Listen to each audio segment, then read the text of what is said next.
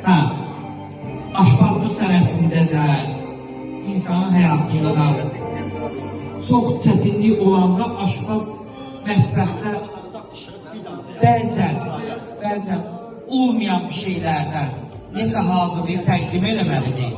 Bəzən aşpaz yüksək səviyyədə Siz əsasən o yaxşı yemeğin çıxan müddətini görürsünüz. Amma o yemeğin əziyyəti, hazırlanma prosesi, onların hamısını görmək lazım. Ona görə aşpazlıq sənəti çox çətin. İnsan zəhmətli qoyub deyə bu qədər kövrənib. İndi sizə asan gəlmişsinə, gəlirsiniz, öyrənirsiniz, yiyib gedirsiniz. Yəni bu günləri də, bu öyrənməkləri də, bunları beynimizə yüklüyün deyim. Usta, neysə dəftərdən baxıb pişirirsiniz. Gördünüz, hər dəfə vurğulayıram. Deyirsiniz, müəllimə, resepti yazaq deyirəm. Mənim özümün 3 dənə dolu bloknotum var. O mütləqdir. Özümü şəxsən hazırladım. İnşallah bir gün dərsə gəldi, onları gətirmişə göstərəcəm. Şəkilləri var, elədiyim yeməklərin.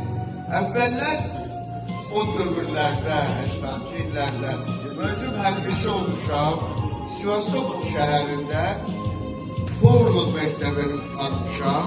Özdəki hərbi dəniz qüvvələri. Orada da qulluq edib pensiya çıxmışam.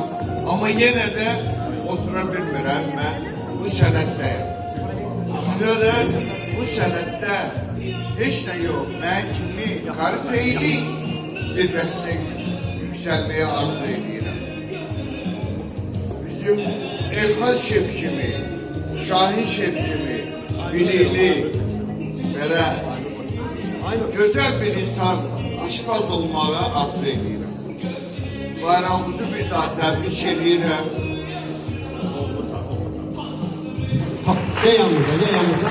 Bizim bir dərsimizdə var idi, amma mən görürəm ki, dərs sizə çox biraz sıxıcı gəlir. Bəlkə nəzəri dərsləri saxlayaq, bu cür davam edək. Nə deyirsiniz uşaqlar? Bu cür davam edək. Müəllimin bizim üçün hazırladığı dərsi var 15 dəqiqə. Həmçinin bu müəllimin, həmçinin Mahirə xanımın, hətta sizlərin də. Mən o nəzəri menülər demişdim də. Onları mən sizlərdən xahiş edəcəm. Qrupa atarsınız. Bir menümüzü, özəl bir menümüzü bizim tələbələrlə bölüşərik. Biz öz seminarımızı orada davam edək ki, birazdan bizim çay fasiləmiz olacaq, yallı gedəcəyik və əyləncəli musiqili vaxt keçirəcəyik. Onun üçün mən deyirəm ki, o menüləri saxlayaq həqiqətən. Müəllim, siz yaxşı aşpaz üçün birinci nə olmalıdır insanda? Hansı keyfiyyətlərə cavab verməlidir? Bir gənc aşpaz kimi bu sualı mən sizə verirəm. Və WhatsApp-a hamı girsin, telefonları alsın əlinə. Hamı adı bilinməyəcək. Nə sual istəsəz verə bilərsiniz. Yazın o sualı cavablandırsın. Mümkünsə.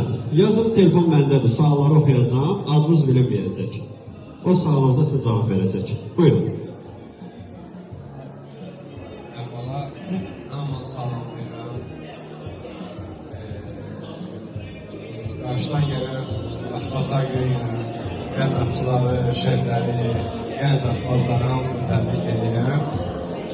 Əgər bu sənəti seçmişsinizsə, yəni bu sənəti axıra qədər gedin. Bu, həm gözəl bir sənətdir, həm çətin bir sənətdir, həm də stresli bir sənətdir. Yəni, sizə yeni addımlarda uğurlar arzu edirəm.